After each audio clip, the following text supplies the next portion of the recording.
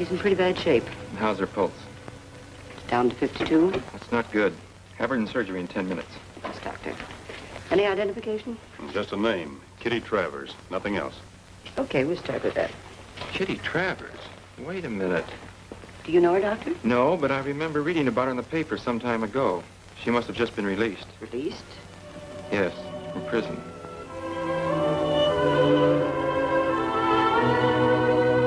Hope I'm not putting you out too much, Mr. Barker. Guess I shouldn't have come here asking you about Kitty. That's all right, Mr. Klinger. You know, when I saw her picture on this piece of music, I phoned the publisher's office and they told me where I'd find you. Oh. Cream? Sugar? No, thanks. I take it straight. Guess I was just plain lucky seeing this piece in the window. Clerk told me you wrote it more than 3 years ago. Yes, that was my first published song. Came near being my last. And you knew Kitty then? Yes. I knew her. You must have met her right after she packed up and ran away. Never even left us a note. Can you say you haven't heard from her since? Not a thing. We were pretty badly broken up about it, especially my wife. You see, we lost our son in the war, and Kitty's all we have left now. That is, all I have left. My wife, she passed away about a year ago. Oh, I'm sorry. That's why I'm so anxious to locate a Kitty, as she calls herself now, wherever she is. Would you like a cigarette? Or a cigar, maybe? Cigar, if you don't mind.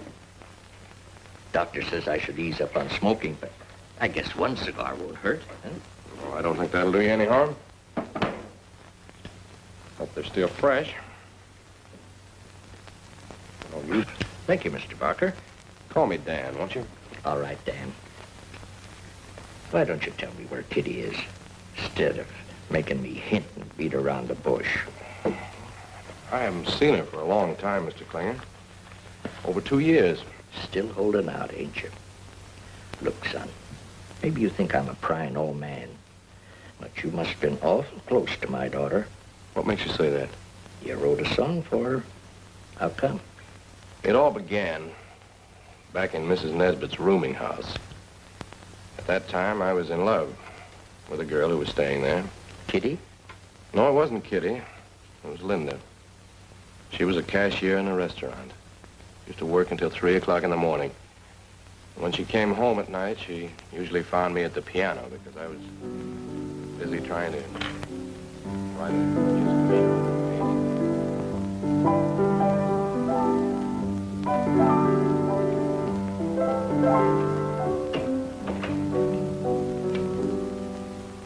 Hello, Dan. Oh, hello, darling. Don't tell me it's 3 o'clock already. It's 3:15. Gee. Did you finish the song in the second act? Yes, I did, believe it or not. It turned out pretty well. You want to hear it? Mm-hmm. Listen. Keep it down. All right, all right.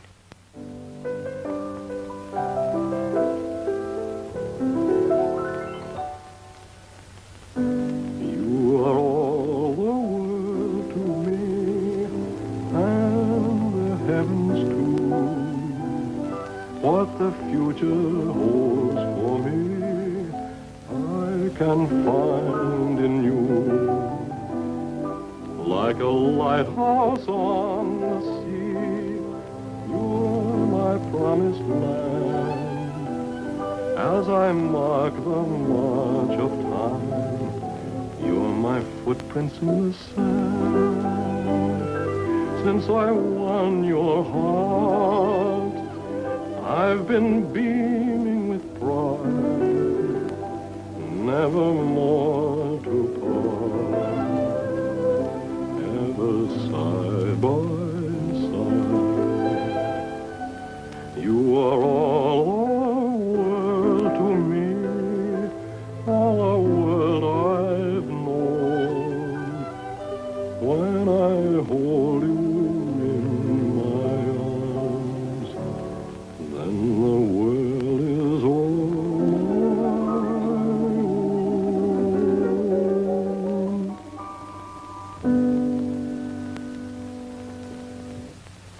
the verdict? I like it. There's a lot of warmth and tenderness. So have you, darling.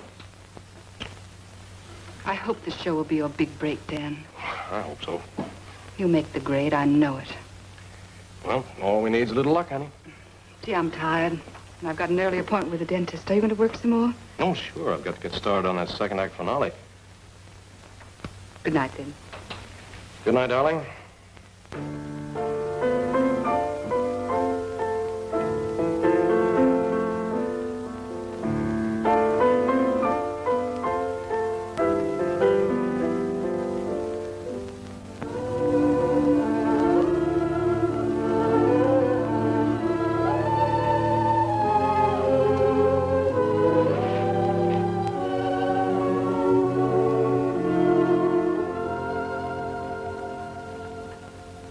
Barker.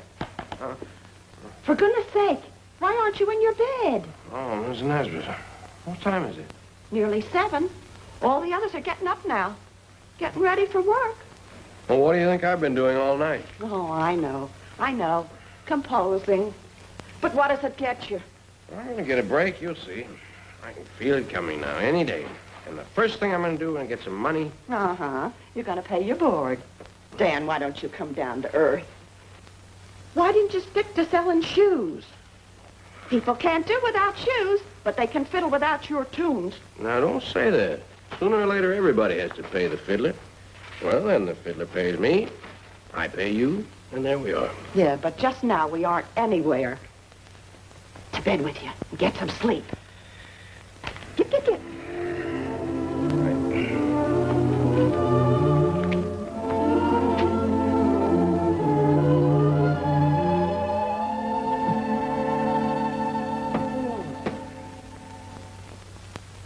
What will Jim say when he learns that Norma has married for money when she could have found love? Who cares? It's 7 o'clock in the morning.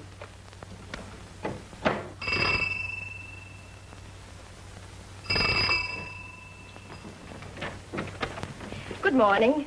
Good morning. What can I do for you, young lady? I'd like to see Mrs. Nesbitt. Well, you're looking at her. I wrote you about a room. Helen Drake recommended your place to me. Oh, of course. Come right in. So you're Kate Klinger? No, not anymore. Left that name in Pleasant Prairie, Minnesota. Changed it to Kitty Travers for professional reasons. Oh, you've got a profession? Well, not yet exactly, but I hope to have. Helen wrote me not to worry about a thing. Let's hope she's right. When I came to the city 30 years ago, I knew exactly this was what I was going to do. Oh, excuse me. Now what? I left my cigarettes on the piano. Well, all right, but don't you be smoking in bed and burning the house down. I'll be down before breakfast. All right. What was that? That was Dan Barker. Writes music. For no money so far. Works all night, and in the morning he's too sleepy to know what he's doing or saying. Oh, I could see that. Now, about the rent. I know. It's $28 a week, including breakfast and dinner. That's right. I've got the receipt all made out. Oh, that's fine. It's payable in advance. I'll have to get to a bank first. Open an account. Well, there's a bank right in the next block. But it wouldn't be open yet. Well, come along. I'll show you your room. Breakfast is at 8. Well, yes, I think I did. I can't quite make up my mind about that soprano. The soprano was very good. Folks, this is Kitty Travers. Just flew in from Minnesota. This is Mr. Dumont. Travis, it's a pleasure. And are you sure you... Mrs. Cosgrove, Irving Miller, Mary Simpson, and this is Linda Waring. Hello, welcome to the family. Thanks. This will be your place, Kitty. So you come from the Middle West, Miss Travis. Yes. Did you have a nice trip? Yes. A young, beautiful girl like you has to be very careful. There's so many wolves around. The young wolves I like. And the old ones don't scare me. Morning, everybody. Morning, sweetheart. Good morning, Dan. You look tired this morning. Oh, Mr. Barker, I love that tango you played last night. It was a waltz. Oh, it was so relaxing it put me to sleep. Well, thanks for the compliment. Would you care for some... Oh, I beg your pardon. I'm Dan Barker. Thank you so much for noticing me, Mr. Barker. I'm Kitty Travers. And I'll have a piece of toast. Work all the time. Would you mind passing the cream, Mr. Baker? The cream, certainly. I hate to bother you, Mr. Baker. Barker. Mr. Barker. He's only half awake. I wanted the cream, if you don't mind. Oh, not at all, not at all. I'll get it for you. Oh, the cream. Thank you. I'm sorry, Miss... Travis. Travers. All he thinks about is his music. Well, I think I shall attend tomorrow.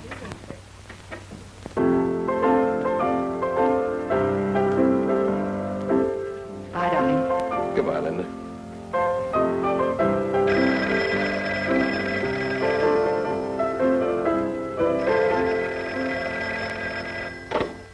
Endicott 043896. Miss who? Kate Klinger. There's nobody here by that name. Wait, it's for me. Oh, hold it. Said Klinger. Hello? Oh, hello, Helen. Yes, I got in at 6. I'd have called you, but I didn't think you'd be up yet. Hold it a minute, Helen. Do you mind stopping your concert for just a minute, Mr. Baker? Barker. Baker or Barker, I still can't hear. Sorry. Hello, Helen? Now that noise has stopped, what were you saying? Sure. Sure, I'll be there as soon as the taxi can bring me. Mm-hmm. Bye.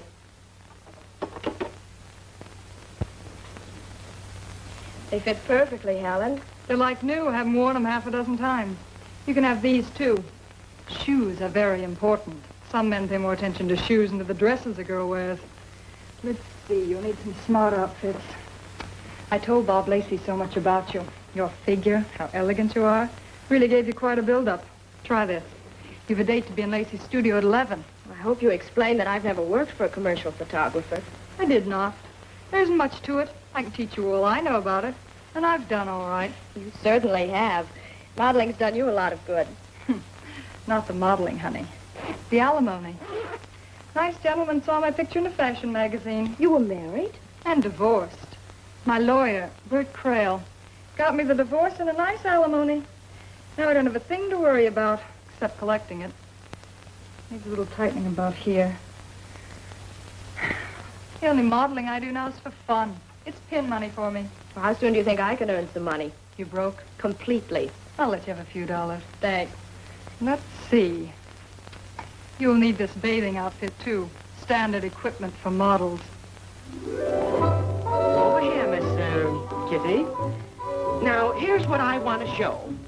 You feel like $1 million because you're wearing a Swanson outfit. Your boyfriend has just left to get you a Coke and a hamburger. He looks back, and you wave at him. Got it? Yes, I guess I can. I'll try. Now, take your wrap off.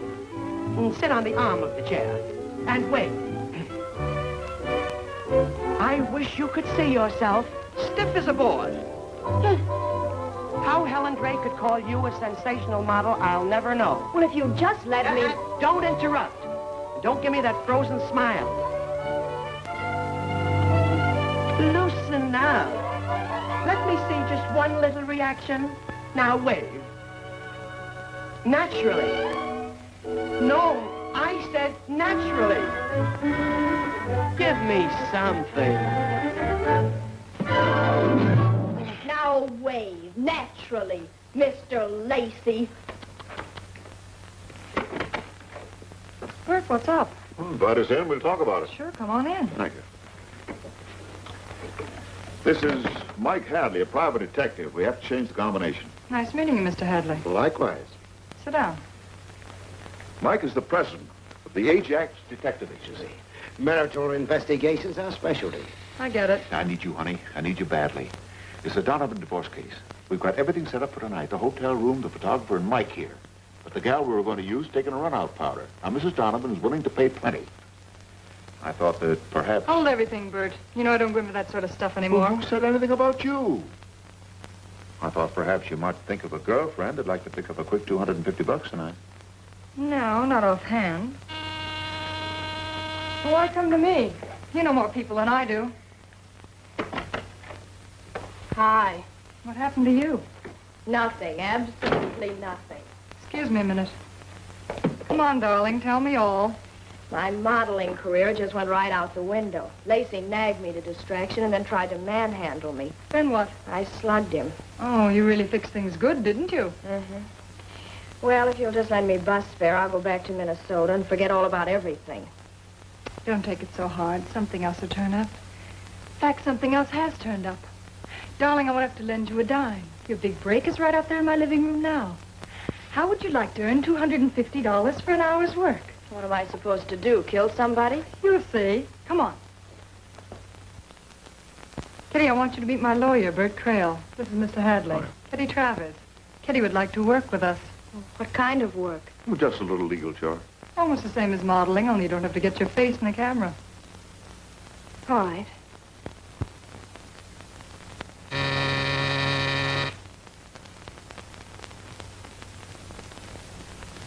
Who is it? Mr. Donovan. Miss Harper? Yes, come in, please. Be seated, Mr. Donovan. I understand you have some startling information about my wife. I have. Believe me, I have. Kiss me, darling. What's the meaning of this? The judge will ask you that same question in court, Mr. Donovan. This is terrible.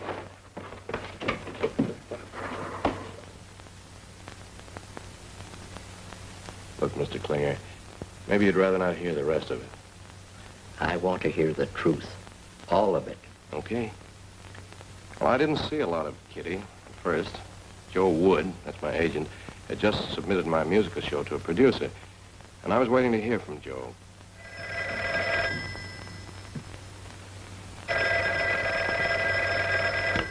Hello?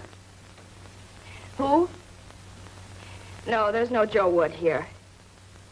Oh, you're Joe Wood. Yes, that's me. I want to speak to Don Barker. Mr. Barker's not in. This is Kitty Travers. May I take a message? Is Linda there? Miss Travers, tell Danny Boy that his show is in a bag, and he'll be soon rolling in money. Yes.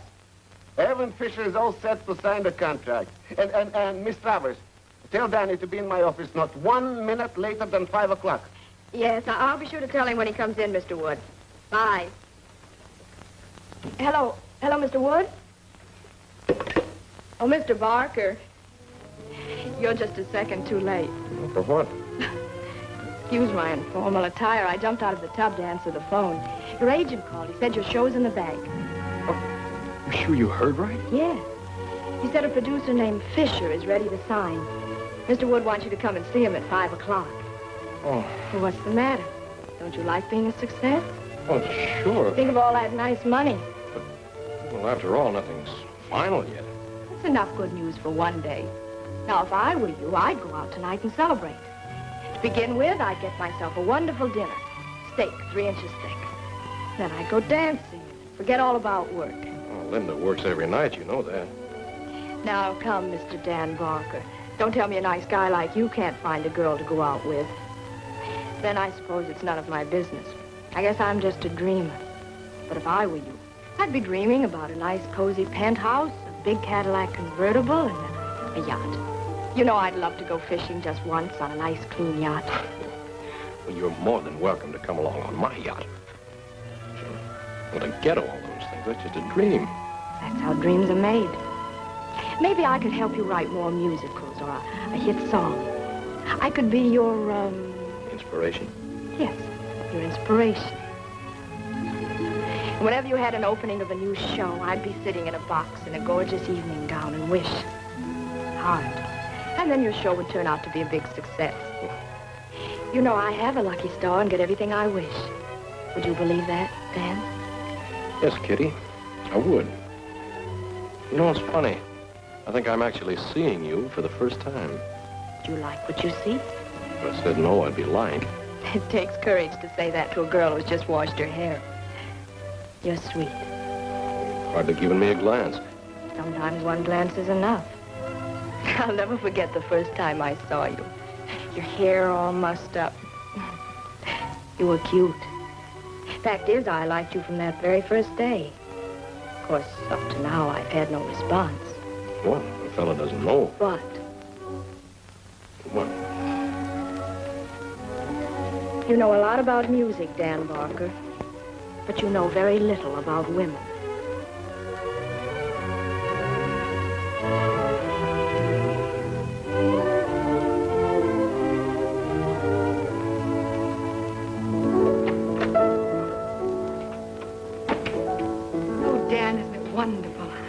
by Joe's office, and he told me all about the show. Yeah, it's the break I've been waiting for. You got a cigarette on you, honey? Sure. Thank you. Well, now I can really begin planning things. Oh, yes, Dan. It's been nice here, and Mrs. Nesbitt's been swell, but... You know that new apartment building up the street? You mean the one with the balconies around it? That's the one. Yeah. And I'm fed up with buses and streetcars. That blue convertible we were looking at the other day. Dan, that was a Cadillac. Well, so what? I'm not going to write just one musical show. But, Dan, a Cadillac. That's a long way off yet. Well, first you need some new shirts, a new suit. Oh, let's be practical, darling. Practical?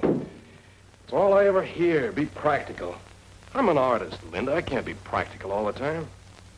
Oh, I got to run. I have to meet Joe at 5. I'll see you. And then I said, listen, gentlemen, even if it is his first show, he doesn't have to sell it for peanuts. He's not interested in no minimum royalties because I, Joe Wood, won't let him be interested. And if you don't like our terms, it's just too bad. Look, Joe, aren't we being a little brave? After all, they might get sore and lose interest. Now, how do you like that? You think Joe's an income pop? Income poop. All right, poop pop. But we got plenty of reasons to be brave, plenty. Look here. This is a strictly inside dope. Irvin Fisher has signed Mary Fulton for the lead. Get it? Yeah. And Mary Fulton has the right to okay the show, right? Yeah, that still doesn't mean she will. So what do you know? Mary Fulton has declared, I quote, either I play Marie in Dan Barker's show or nothing at all, unquote. Oh, Joe, is that on the level? Is that on the level? Sit down, sonny boy. Danny, I don't tell fairy tales. I know it from Melissa. She's Irvin's secretary. It cost me a couple of pounds of candies, chocolate with marshmallow inside. $3.50, and it was an investment, but was worth it. We're in, sonny boy. All you have to do is sign right here. I can't believe it. I still wish we had Fisher's signature. Danny, please, let me do the wording. He will come crawling, begging me, please, to let him sign. Greetings, darling. Hiya. What are you bubbling over about? Sit down, dish me the dirt. Remember the boy at the boarding house I was telling you about? The one who writes music? Mm-hmm. I think I'm going to marry him. But you said he's broke. Yes, but right now he's teetering on the brink of success, and I'm going to push him over. The musical show he's been slaving over is going to be produced on Broadway. No. Has he proposed? No, but he will, and very soon. Of course, he doesn't know it yet. But he's taking me out tonight. I seem to remember you mentioned a girl he was going to marry. How come he isn't taking her out? She's working late. You know, the sense of duty type. You really in love with the guy? Yeah, I think so. Where's he taking you tonight? I don't know. Why can't we celebrate here? You could serve him a home-cooked dinner. I'll even lend you a gingham apron to complete the illusion. Songwriters are pushovers for gingham girls. Well, that's sweet of you, but I sort of had an idea I'd like to be alone with him. Okay. I'll go see a movie. Thanks, Helen. You're a real friend. Always glad to smooth the path of true love. Here's another little tip. After the gingham apron routine, don't let him help you do the dishes. Men don't like it, even though they pretend to. Turn on the record player and relax. That soft, light, sweet music stuff, it never fails. So I heard.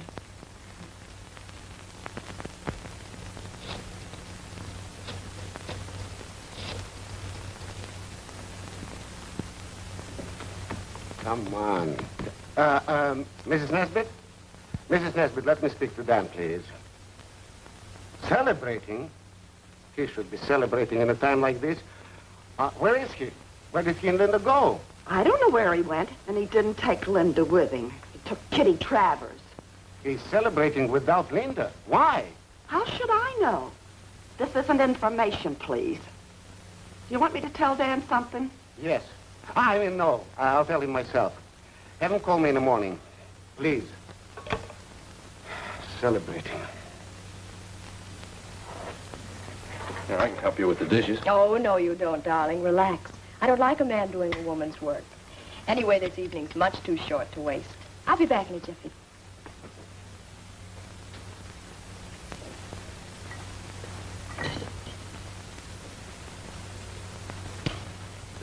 8 o'clock weather report. Hudson River Valley, north of Poughkeepsie, overcast with slight ground fog for early morning, clearing towards late afternoon. Weather in the Catskills, fair and warmer as the day progresses. You could have picked a more comfortable place to sit. Probable rain tomorrow evening.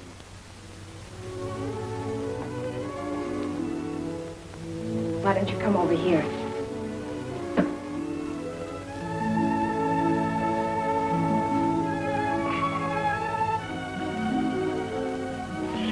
You know, you baffle me.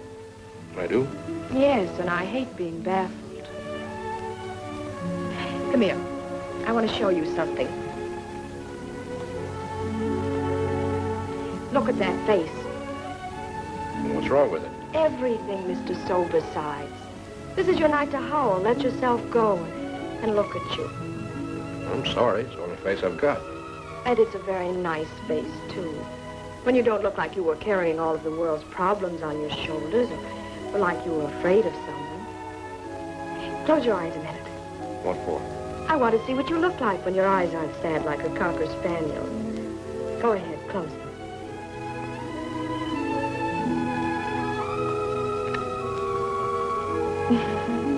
What are you laughing at? You're funny. You've no idea.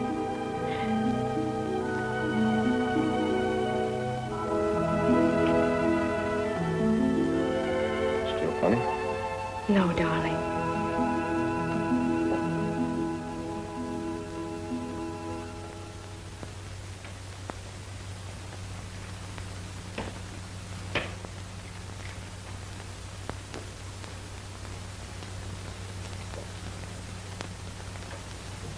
Good night, Dan. Yes, it's almost 1. You must be dead tired, darling. I'll see you at breakfast in the morning. Dan, do you have to tell Linda tonight? I'm going to make a clean breast of it now. Couldn't you tell her tomorrow? Well, I think it's better like this. But you might change your mind overnight. Not a chance.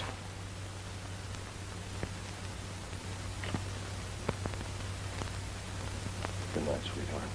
Good night, Dan.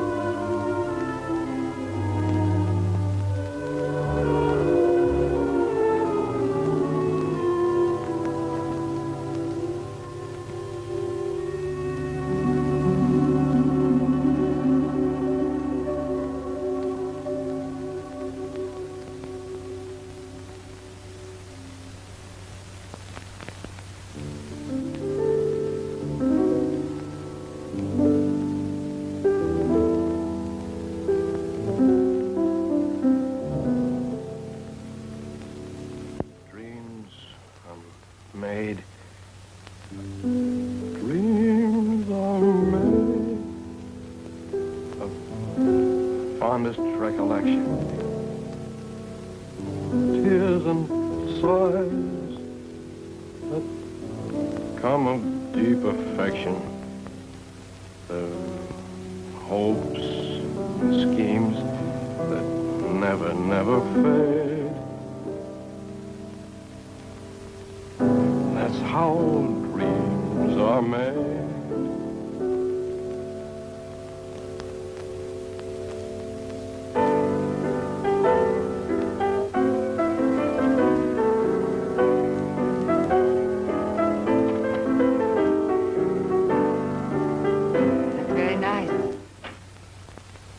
Did I frighten you? Oh. Why? You practically jumped out of your skin when I spoke to you. Linda, sit down a minute, will you? There's something I've been wanting to tell you. Yes, Dan?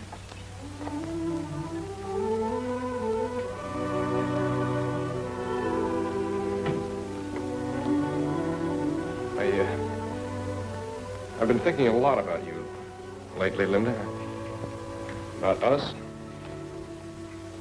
And I've made a decision.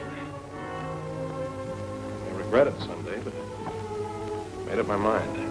Dan, you make it sound like such a dangerous adventure. I don't think either of us will ever regret it. No, Linda. What I'm trying to say is, well, I don't think it would work out for us. I don't think we'd be a good team. Of course, we'll always be friends. Good friends. Always good friends. That means it's all over. Oh, believe me, Linda, it's the best thing for both of us. It's just... Don't say any more, Dan. Always been honest with me. Let's keep it that way.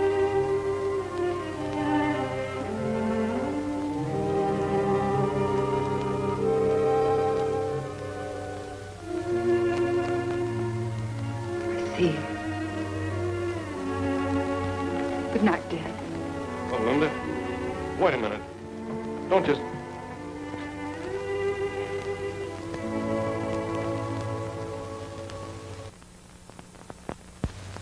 Good morning, Gertrude. How are you, beautiful?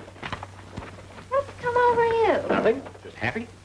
Some people get happy about the strangest thing. Well, shouldn't a guy be happy when he's going to marry the most wonderful girl in the world?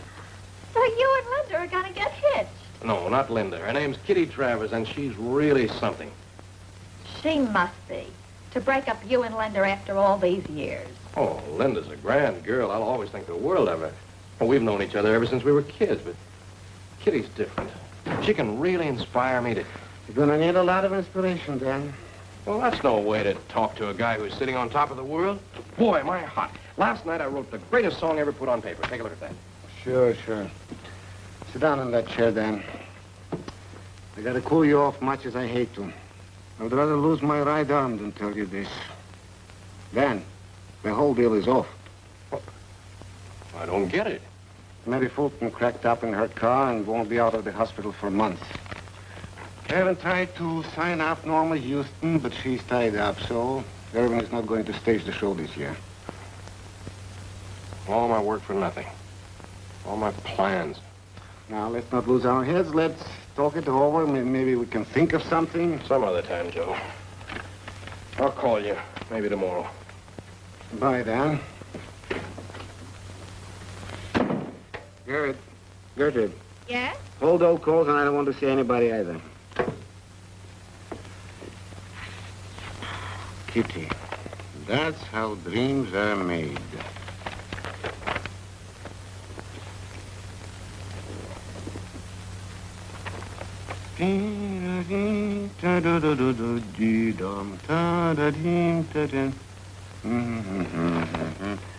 Good.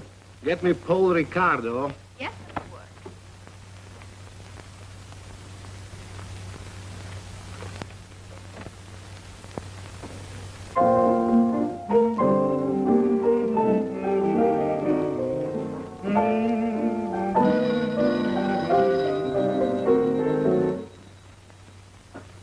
Yeah? Put him on. Hello, Paul? Paul, I got a hit for you. A great song. Yeah, hold on to it. Hold on. Listen a moment.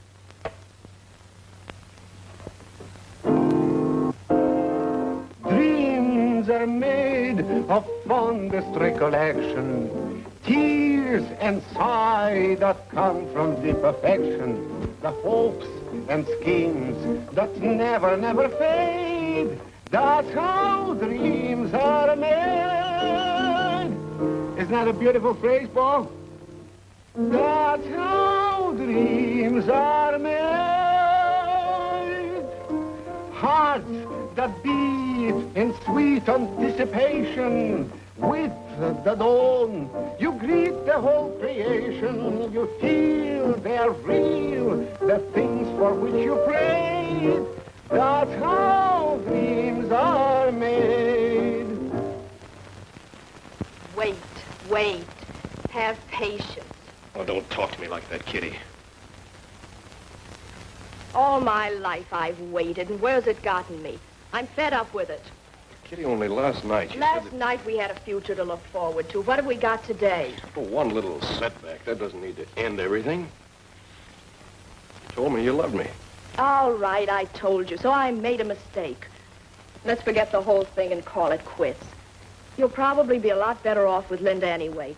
Maybe she likes being poor and worrying all the time. I don't. Okay. So I made a mistake, too. And that song I wrote for you, I'll burn it.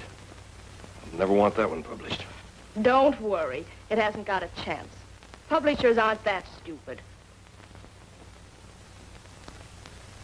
That doesn't sound like my daughter. Anyway, she knocked me right off my little pink cloud that night. What was left of it. And when I came down to earth, only one thing seemed important. I had to get Linda back. Linda. Yes. Do you have a minute?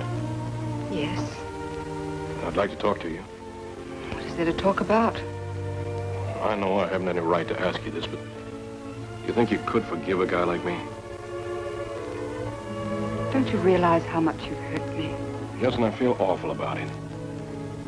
But you've got to forgive me, Linda. Please. Oh, Dan.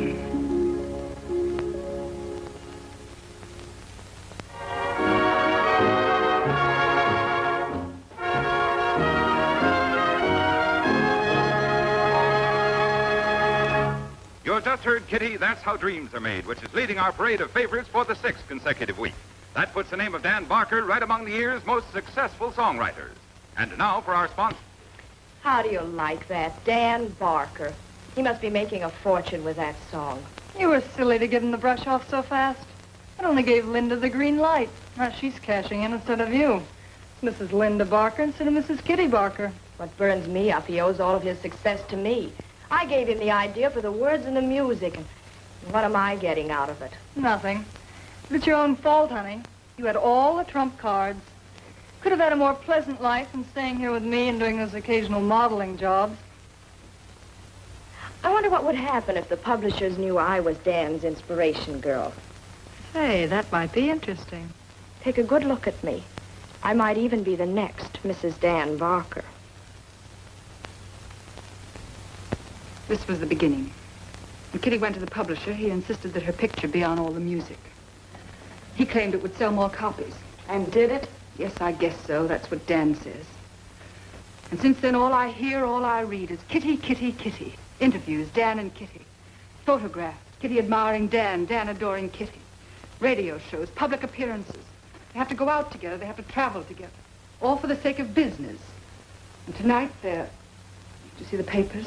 You mean that shindig at the 400 Club? Yes, with Kitty Travers to sing and Dan at the piano. Oh, my miss, but I'm losing, Dan. Now, maybe it's not that bad. After all, Dan should have learned his lesson. Afraid he hasn't. We were so happy, the way I always dreamed it would be. Dan was so sweet. We were making plans for the future. Didn't realize then that all this was made possible through the success of that song. A song that idolized a girl who took Dan away from me once before.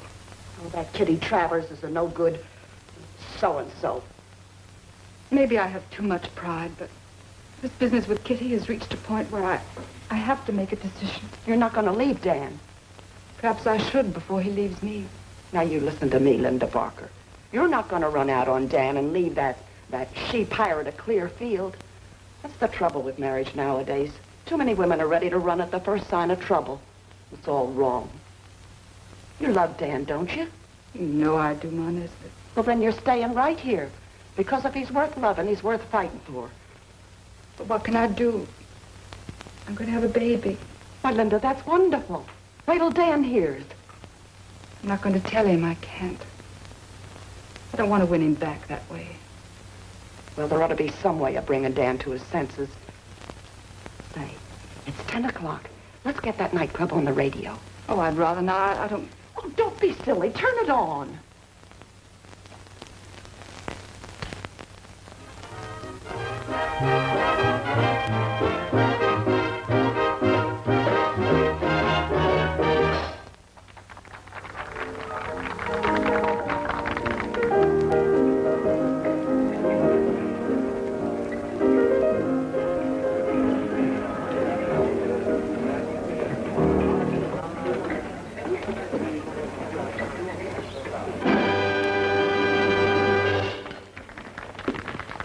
Thank you. Thank you, ladies and gentlemen.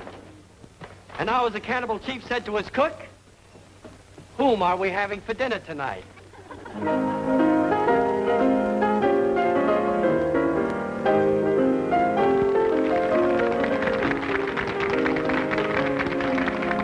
Well, I see you all know the tune.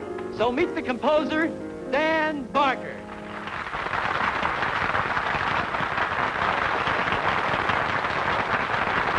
And the lovely lady who inspired him to write the song, Miss Kitty Travers.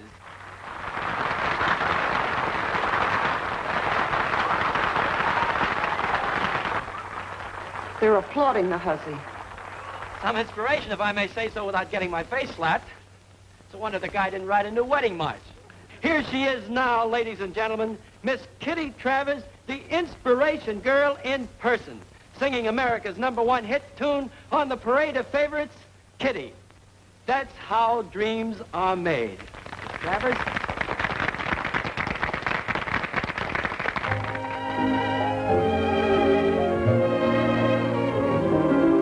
Dreams are made of fondest recollection, tears and sighs that come of deep affection, the hopes and schemes that never, never fade.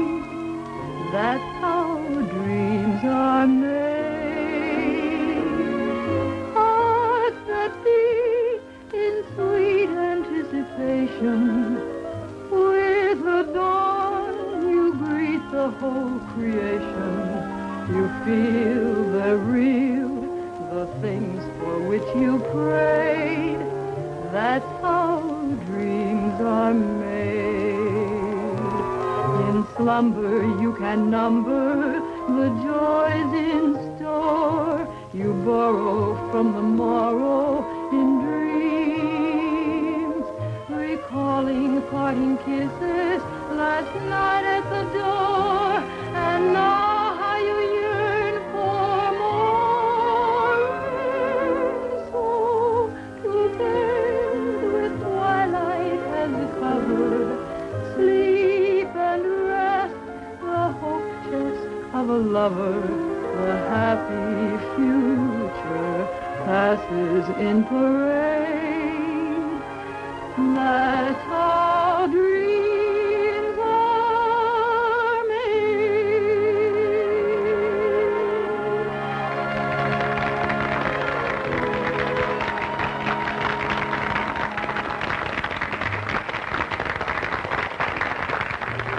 Thank you, Miss Travers, and thank you, Dan Barker. And now, could you tell us something about your plans for the future? Well, we're supposed to... We're leaving on a 2-month tour. Personal appearances in the theaters and nightclubs. I'm sure we're both going to enjoy it very much. And after that? That depends on Dan. Well, I expect to write more songs. That will depend, of course, on my inspiration. Don't worry, darling. I'll do my best to inspire you. Well, are you going to take that without a struggle? No. I'm going to fight for Dan. I'm going to fight hard. Linda did fight hard. She did everything to dissuade me, but I was crazy about Kitty. So we went on tour.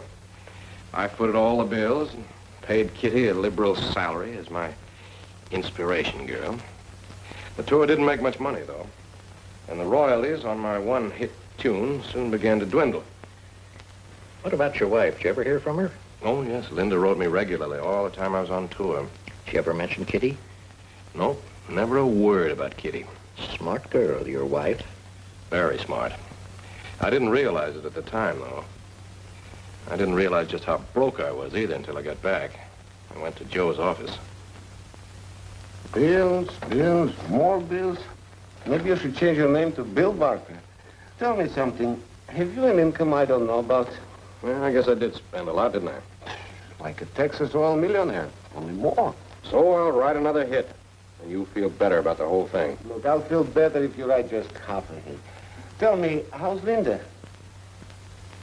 Oh, I don't know, Joe. I haven't seen her. I'm not living at home. Not living at home? Don't tell me. No, that couldn't be. Give up a swell girl like Linda for that inspiration dame? My personal life is none of your business, Joe. Don't say that, sonny boy. My business got plenty to do with your personal life.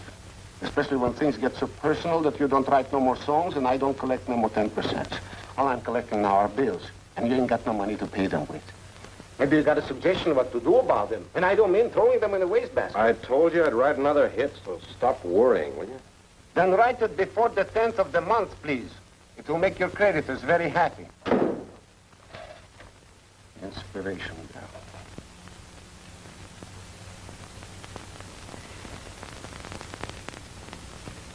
So you've come to plead for the return of your husband. You're wrong, Kitty. I'm not pleading. I merely came to tell you that you can't have Dan. What makes you think I can't? I know him. Much better than you do. Much better than he knows himself. Dan's a dreamer. All artists are. And infatuation isn't love. I suppose he loves you. Yes, he does. Sure.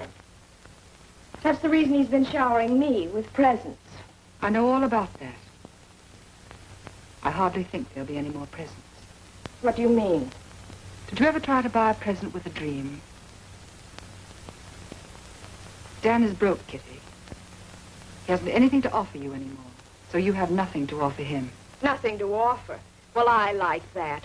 Who inspired him to write the only song that ever made a nickel for him? Answer that one, Mrs. Barker. You did. But he wrote a song for me before he knew you even existed. A song about real things. A song you could never inspire. That's how I know Dan will be coming back to me. Goodbye, Kitty.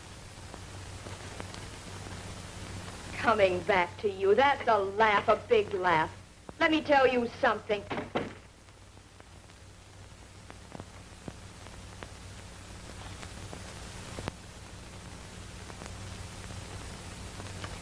While I was working, Kitty went out a lot with Helen and that lawyer, Crail. I must have been blind. I didn't even think anything of it when I saw this picture in the newspaper. The man with her here is George Griswold. He made millions building bridges. Here they are together at the 400 Club.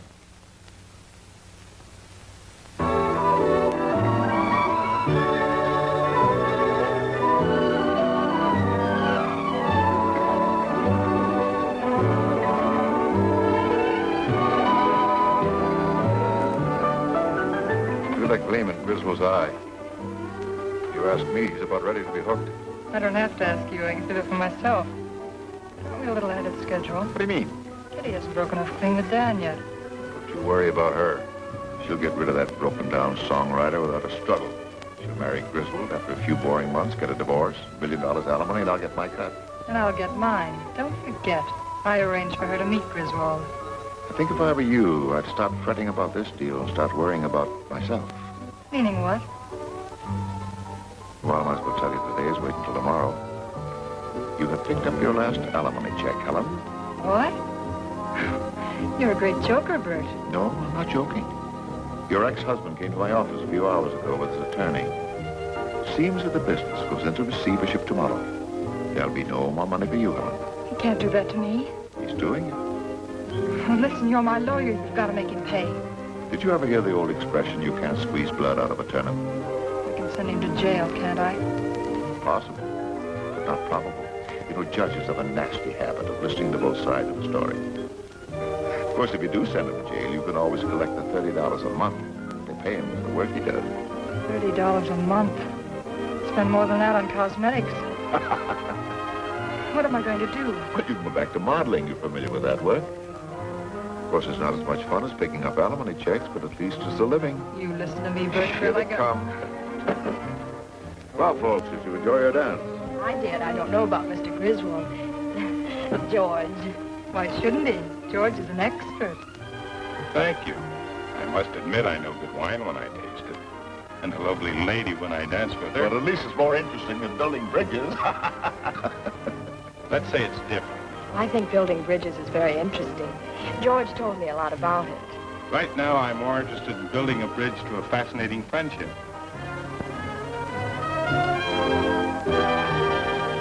Asking you for the last time, Kitty, where have you been? I hope it's the last time because the answer's still the same. It's none of your business. You're not my husband, fortunately. Oh, don't talk to me like that, Kitty. I know I've been neglecting you lately, but that's because I've been working. Sure, and what's it getting you? Absolutely nothing. I'll write another hit. Plenty of hits. There's a good chance now that the show may go on. Why, kid yourself, Dan. You wrote one song and it made a little money. But you haven't written anything since.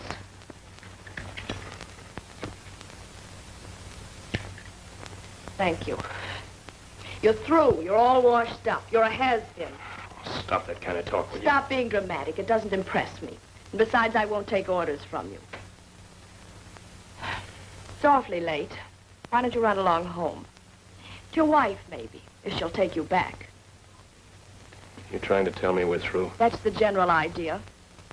You mind telling me why? You're right back where you were when I met you. You were broke, didn't have a dime, and you never would have if it hadn't been for me. Let's just say it was fun and leave it at that. I have other plans. Oh. And I suppose your other plans include this Mr. Griswold. And why not? Yeah. I guess he is the guy for you. You're so right. You know, sonny boy, there comes a time in the life of every agent when he has to tell the truth. Even if it hurts me. Disappointments I'm used to for years because once I booked vaudeville acts, but you are the biggest flop I ever handled. And I handled some terrific flops, including a troupe of tightrope walkers that were drunk every night. Go ahead, Joe. Pour it on. Are you saying you ain't got it coming to you? No. Passing off a fine girl like Linda. And for what? Well, everything's over between Kitty and me. You know that, Joe. It sure is, but what about Linda? I don't think that she can live on air. Isn't she working? No, she's been depending on the money you sent her. I haven't been able to send any since the royalties stopped coming in. The royalties stopped, but the money didn't. You mean you've been sending her money? Some people have to eat. Thanks, Joe. Yes, Gertrude? Don Anderson is here to see you. Oh, I'll be right out. Don't go away. I got plenty more to say to you.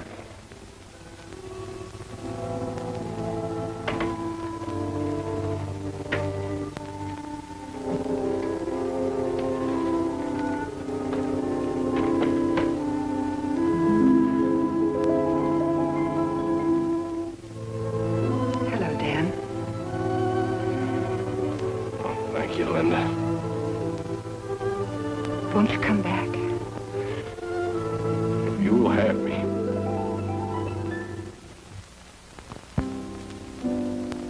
God gave us slumber, peaceful repose.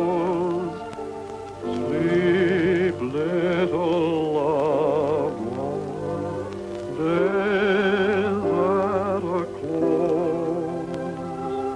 My arms, your cradle, nestled till the dawn. Sleep makes you beautiful, so slumber.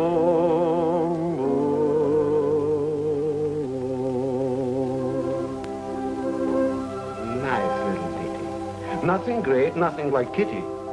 I mean that other song, but it will make some money. You know, Papa, being here tonight gives me a big regret that I never got married. I should have had a couple of kids, maybe. To carry on the agency. Dan, I insisted to dedicate the lullaby to our son. What do you think? Promise? Promise. And here's another promise. Whatever money comes from the lullaby is going into a bank account for Dan Jr. And with the first money that comes from the show, I'm going to buy a really nice diamond ring for you, darling. Well, what's wrong with this one? Nothing. It's just a little, isn't it? I had it appraised. It must have cost George at least $5,000. Nice little anniversary gift, I must say.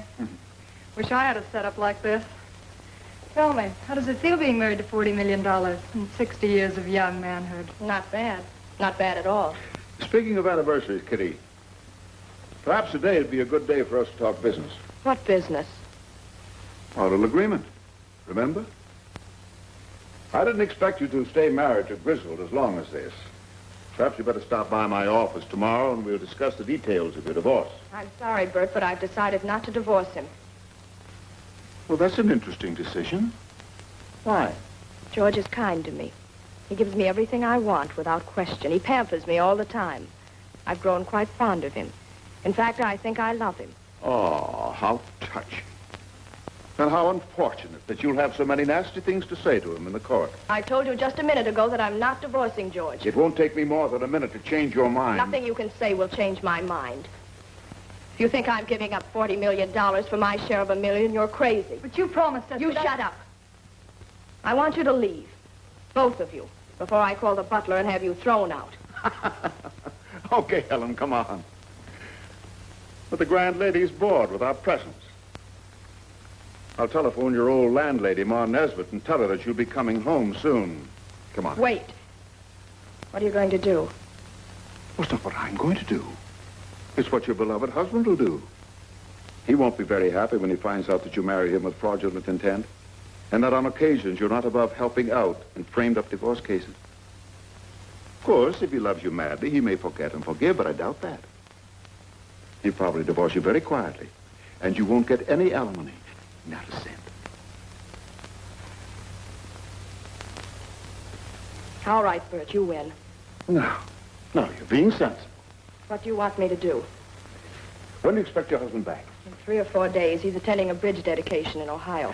Well, I'll tell you what you do.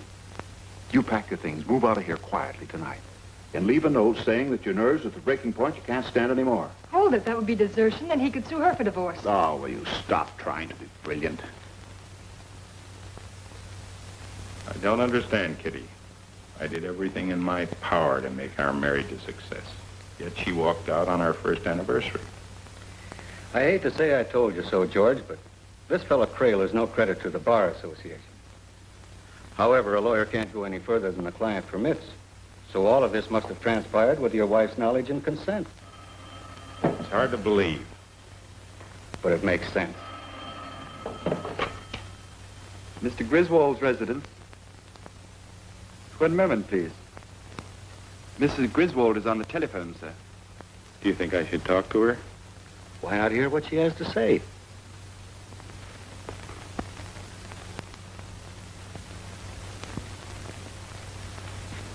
Yes? Oh, George, I'm so glad you came to the phone. I thought you'd be too angry to even speak to me. I realize now how silly I've been, and I'm terribly sorry.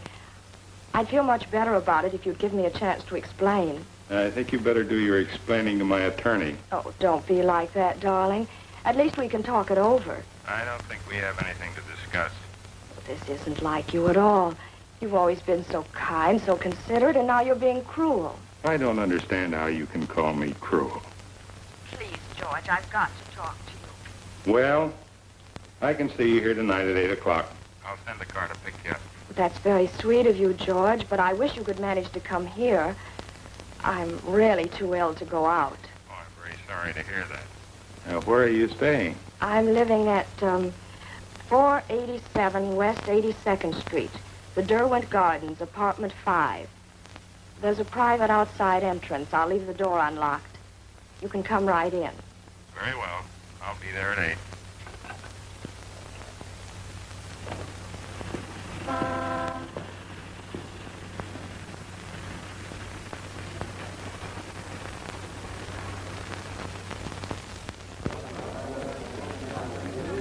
Mr. Healy, you have testified that on the night of April the 14th, you received a sudden call from the Ajax Detective Agency to proceed to the Derwent apartment. And there, from a proper place of concealment, take a photograph of what transpired there that evening. You did, in fact, take such a photograph. Yes, sir, I did. Is this a true reproduction or enlargement of the photograph you took on that occasion? It is. Thank you, Mr. Healy. Your Honor, I wish to submit this as the plaintiff's first exhibit. No objections. It will be admitted and marked as Plaintiff Exhibit 1. Just a moment, Mr. Healy. You've also testified that on that night you saw a man enter the apartment. Yes, the man in the photograph. Will you kindly tell the court if that man is in this room? That's him. Would you stand up, sir, please? You are sure this is the man you saw? Yes, sir. Thank you, Mr. Healy.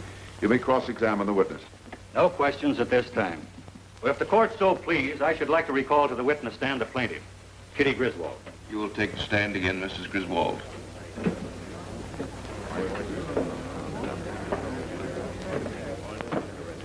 Mrs. Griswold, during your marriage, did your husband at any time have a telephone conversation with another woman in such a manner as to arouse your suspicion? No, but he was away a good deal of the time, dedicating bridges and things.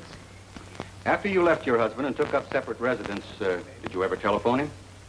No, sir, I did not. Have you ever resided at the Derwent Apartments? Never. Isn't it a fact that on April the 14th you telephoned your husband to pay you a visit at the Derwent Apartments? No. No further questions. Your witness. No questions. You're excused, Mrs. Griswold.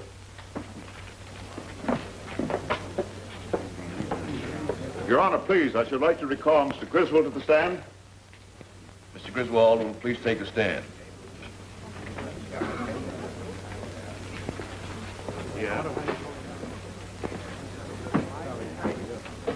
Mr. Griswold, it has been testified here that you went to the Derwent apartment on the night of April the 14th, that you went there in answer to a call from a lady. Will you kindly tell the court the name of the lady who called you?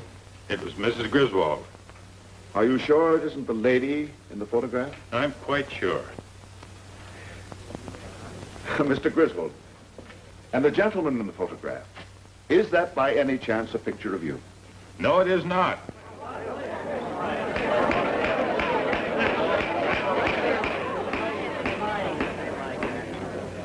Mr. Griswold, as one of the nation's leading industrialists, I take it you know the difference between truth and falsehood. I do. Do you know it is perjury to state as true a material fact which you know to be false? I do. I want you to think carefully before you answer the next question.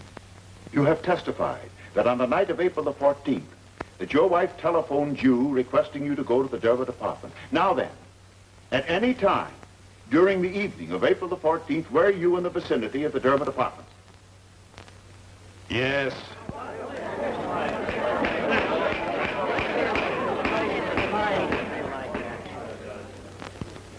Isn't it true that you went straight to apartment number 5 to the arms of your paramour? No, it is not. I object, Your Honor. I object. Counsel is trying to intimidate the witness. Your Honor, I'm only trying to establish the fact that the defendant kept a love tryst. The objection is overruled.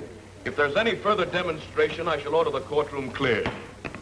If it so please the court, we'd like to offer testimony in rebuttal.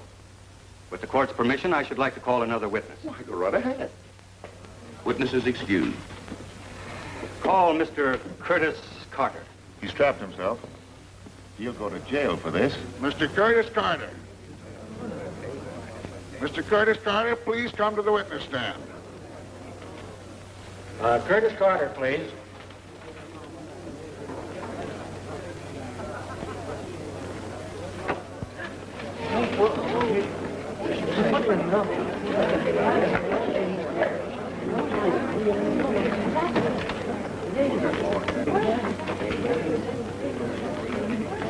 Raise your right hand.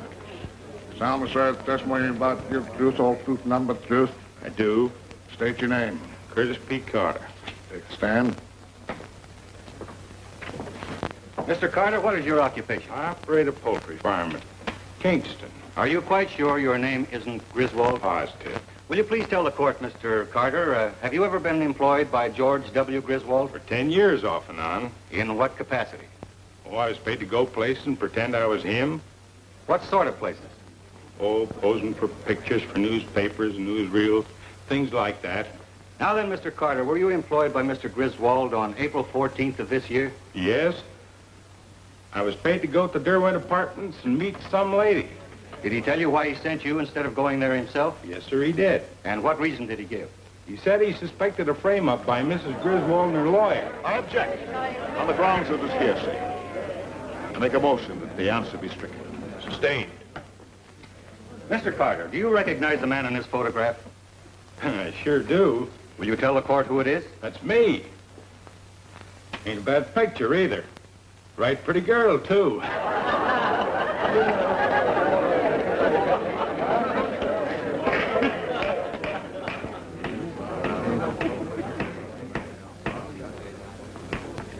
Marriage is a sacred institution. It is not to be made the subject of mockery in the courts. Our alimony laws were established as a protection for women and children, not to be used as a racket in the hands of designing women and scheming lawyers. The bailiff will take into custody Mr. Burton Crail, Mrs. Kitty Griswold, and all others involved in this brazen attempt to subvert justice. You got me into this. Ah, shut up. Court is adjourned.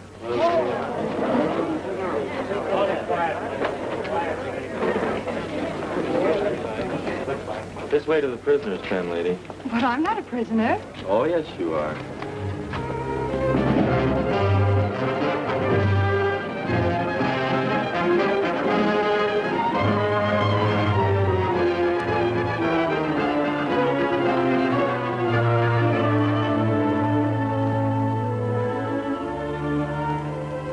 Tell me, Dad, is Kitty still in prison?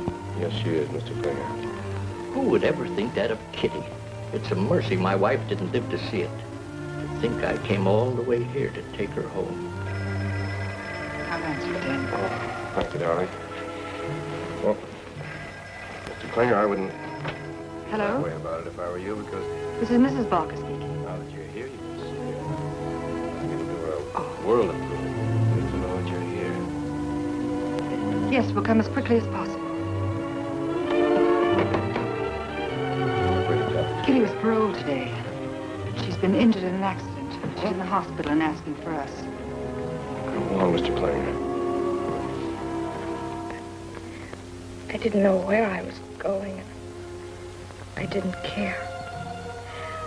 All I remember is screaming brakes. I guess something like this had to happen to make me realize how wrong I've been. Please forgive me. It's all right, Kitty. I couldn't leave when you were hating me. We don't hate you. Thanks. You'll be all right, Kitty. I know. I'm going to be all right. You'll take me home, won't you, Father? Sure, I'll take you home, Kitty. I'll even fix up the old house for you. We'll get rid of that green carpet you didn't like. I'll get Ma's old platform rocker, the one you used to like so much. I'll put it on the front porch. You can sit in the sunshine and get well again. I'll take awful good care of you, Kitty. You better leave now. She needs to rest. Goodbye, Kitty. Goodbye, Kitty.